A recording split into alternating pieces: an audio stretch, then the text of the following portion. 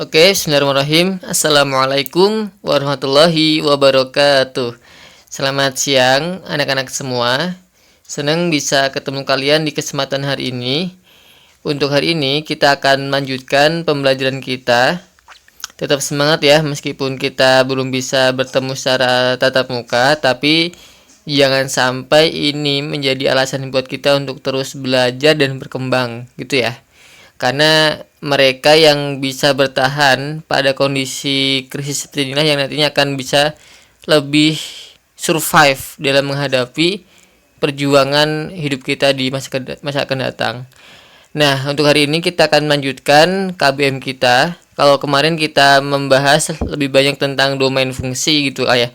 Nah, hari ini kita akan mengulas lebih dalam tentunya pada bab yang baru ya, pada KD yang baru tentang fungsi komposisi gitu ya.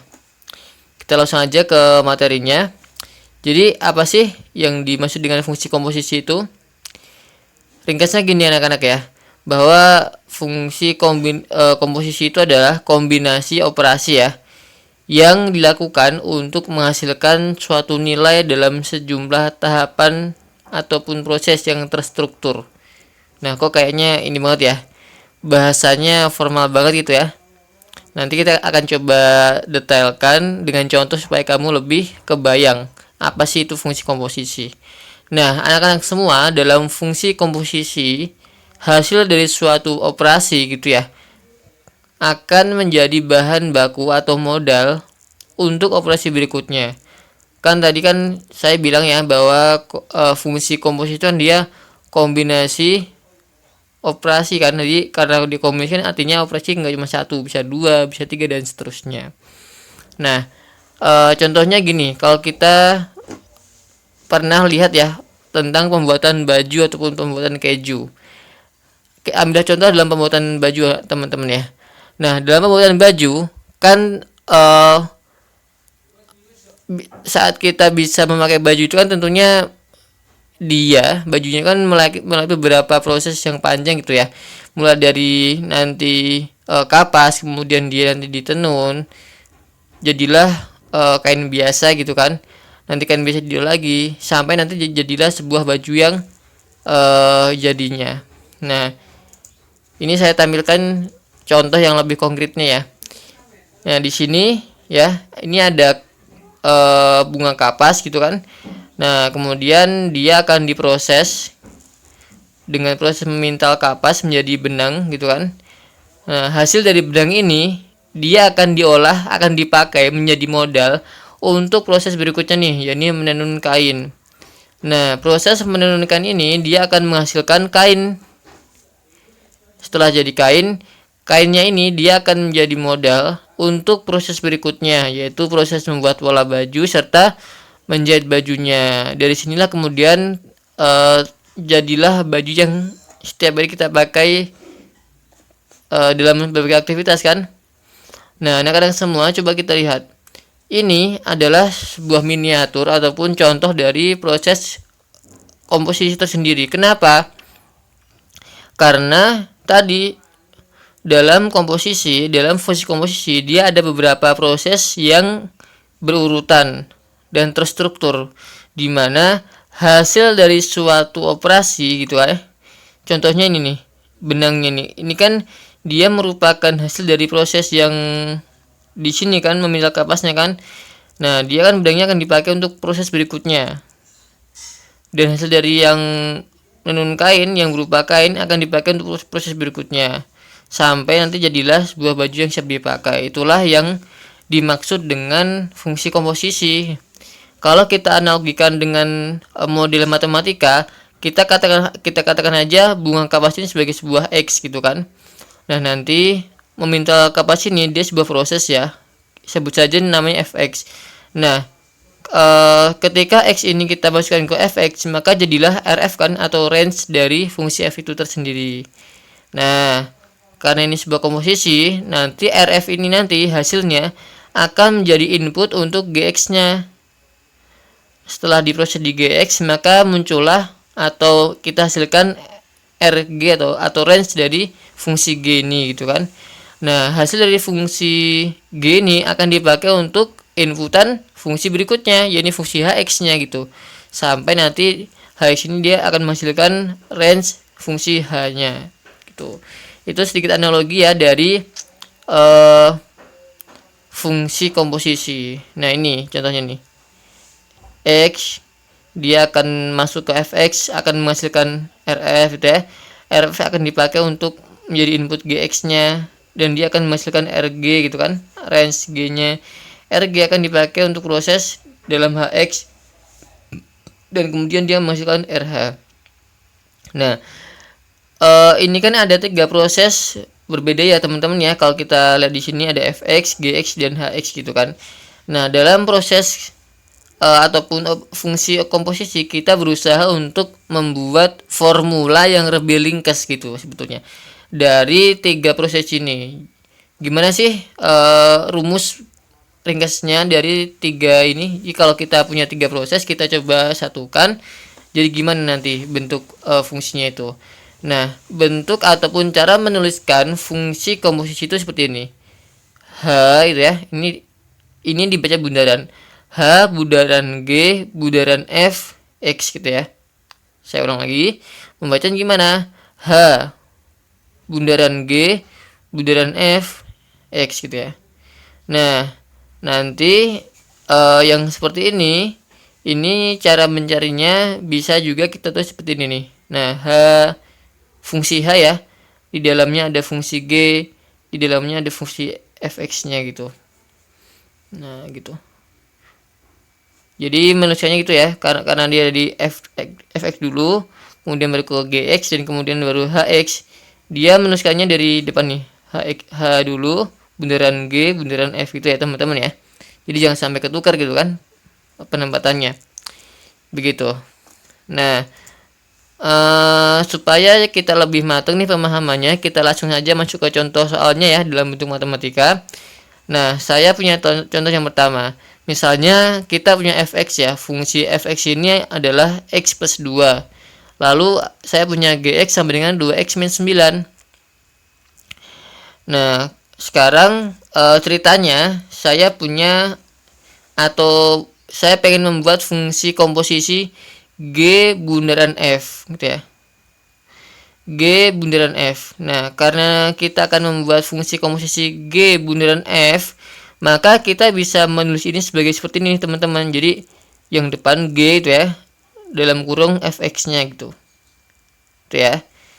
Nah, ini bersesuaian nih tempatnya nih. Nah, setelah dapat seperti ini, kan tadi kita udah dapat atau udah tahu fx-nya kan, yang dia ini kan x plus 2. Maka fx yang di sini kita ganti dengan x plus 2. Nah, jadi seperti ini. Nah, setelah dapat seperti ini, tadi kan kita juga sudah tahu kan nilai gx-nya apa, yang 2x minus 9. Nah, maka sekarang ini ke sini nih. Ya, ini di sini penjelasannya. Ini seperti mengganti x ya, mengganti setiap x yang ada di gx dengan isi fungsi fx-nya. Karena di gx itu ternyata variabel x-nya cuma di sini nih, maka x yang ini gitu ya, kita isikan ini nih. Jadi yang ini kita gantikan ke sini. Makanya dia jadi seperti ini nih. Karena tadinya yang ini tuh dia merupakan x tadinya. Cuma karena kita ganti dengan fx, maka seperti ini jadinya. Saya kira jelas ya sampai sini ya. Nah, terus kita kalikan ke dalam 2 kali x, 2x, 2 kali 2 plus 4 gitu ya. Min 9 sama. Nah, ini plus 4 min 9 kan min 5 ya. Maka G bundaran fx sama dengan 2x min 5 gitu ya. Itu teman-teman ya. Nah, simpel kan sebetulnya, nggak sulit. Nah, sebetulnya bener nggak sih proses kita? Kalau kita pengen membuktikan, ya udah kita coba ini ya, pembuktian memakai suatu nilai x. Nah, kita coba cek. Ini saya punya dua pembanding ya. Yang pertama saya pakai proses biasa, yang kedua saya langsung memakai rumus hasil komposisinya ini gitu. Nah, sekarang coba kita berikan x-nya 1 ya teman-teman ya. Karena tadi G bundaran F, maka pertama nanti x-nya itu kan kita masukin ke fungsi f-nya ini ya. Tuh. X-nya ke f dulu, nanti hasil dari F ini akan menjadi input buat GX nya nanti gitu. Nah, oke. Ini fx kita tadi sama seperti ini. Kita ganti dengan 1 ya, karena kita mau mencari F1, X nya 1 ya. Nah, karena di F1 maka setiap X di sini kita ganti dengan 1 teman-teman ya. Saya kira ini udah pernah kita pelajari ketika SMP ya. Jadi insya Allah kamu lebih kebayang lah gitu ya. 1 tambah 2 3. Nah, 3 ini kan ibaratnya ini teman-teman, RF nya ini nih. Nah, sekarang RF ini kan akan menjadi input bagi GX nya kan. Maka ini saya kasih panah ke sini nih, tuh. Maka ini guys, kita tadi yang ini ganti setiap X gitu ya dengan 3 ini. 2X kan artinya 2 kali X teman-teman ya. Nah, ini saya buat 2.3, artinya 2 kali 3. 2 kali 3 6, min 9 sama 6 min 9 min 3 teman-teman. Nah, kita simpan nih. Sekarang dengan nilai X yang sama, kita coba masukin dia ke fungsi komposisi yang tadi udah kita buat. Ini ya. Nah, sekarang kan kita masukin ke sini. X-nya 1. 2X kan 2 kali 1 teman-teman ya. 2 kali 1 2, 2 min 5 min 3. Ya. Sama kan? Antara yang dia memakai proses biasa sama menggunakan fungsi komposisinya tadi. Artinya apa teman-teman semua? Kalau proses yang kita jalankan itu benar dan nggak ada yang cacat dan itu runtut, maka sebetulnya akan sama tuh hasilnya.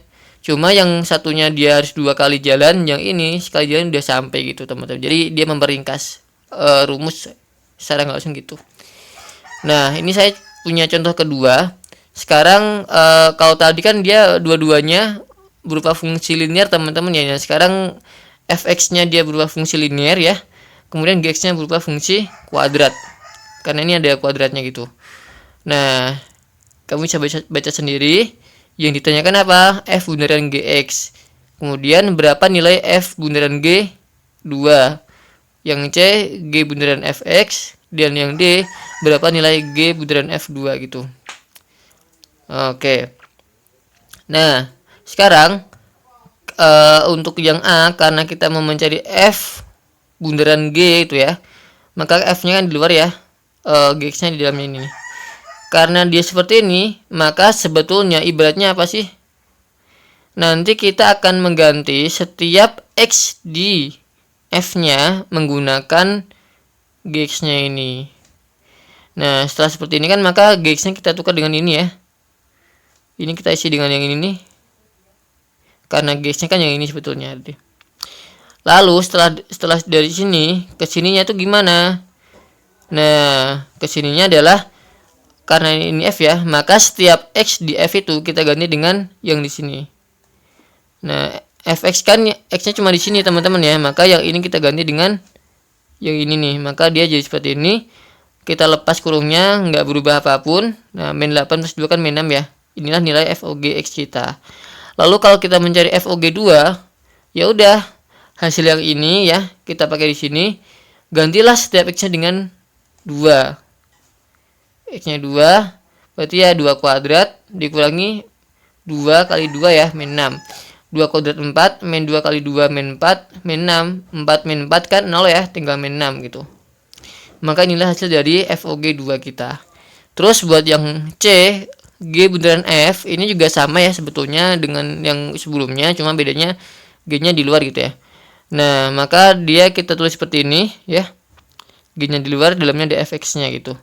Fx-nya kita kasih yang ini ya, sini. Nah, ini ke sini kan sebetulnya apa sih? Kita menggantikan setiap X di GX ini, kita ganti X di sini menggunakan Fx-nya ini nih, X plus 2-nya. Maka dia seperti ini. Kan dia X kuadrat ya, maka X-nya ganti dengan ini, jadinya seperti ini. Min 2X, maka X-nya kita ganti dengan ini, jadinya seperti ini. Nah, ini kita coba jabarkan supaya lebih jelas ya. Nanti kalau misal kamu udah pinter cara menguraikannya, ini nggak perlu sedetail ini sebetulnya, tapi ini saya perdetail supaya kamu lebih mudah memahaminya. Nah, ini ya, ini kita uraikan seperti ini. Karena dia X plus 2 kuadrat, jadinya X plus 2 kali X plus 2. Ini mengikuti kayak di atasnya. X kali X, X kuadrat. X kali 2, 2X. 2 kali X, 2X. 2 kali 2, 4. Min 2 kali X, min 2X. Min 2 kali 2, min 4. Min 8 turun sama. X kuadrat sama ya. Nah, ini 2X plus 2X kan 4X ya teman-teman ya. Ini kita ringkas nih. Nah, 4X dikurangi 2X, sisa 2X. 4 min 4, 0. Dikurangi 8, min 8. Inilah hasil dari fungsi G bundaran fx kita. Sama, kalau kita mencari G bundaran f2, maka ini kita tarik ke sini. Setiap X di sini kita ganti dengan 2 teman-teman ya. X kuadrat berarti 2 kuadrat. 2 kali X berarti 2X ya, min 8. 4 plus 4 min 8, maka hasilnya 0. Selesai teman-teman ya. Nah, dari sini kita tahu ya teman-teman ya, bahwa satu ya, nilai FOG X itu tidak sama dengan GOF X. Jadi harus hati-hati nih. Jangan sampai kita punya anggapan bahwa FOG itu sama dengan GOF. Itu beda teman-teman ya. Di sini kita udah membuktikan bareng-bareng. Oke, itu contoh buku nomor 2. Nah, terakhir saya punya satu contoh soal mirip yang sebelumnya tadi, cuma saya ganti rumus fungsinya aja. Silakan teman-teman pelajari dan perdalam ya. Semoga bisa memahami dari apa yang saya sampaikan tadi. Tetap semangat untuk belajarnya, jangan menyerah karena masa depan kita di tangan kita masing-masing. Terima kasih. Wassalamualaikum warahmatullahi wabarakatuh. Pasti bisa.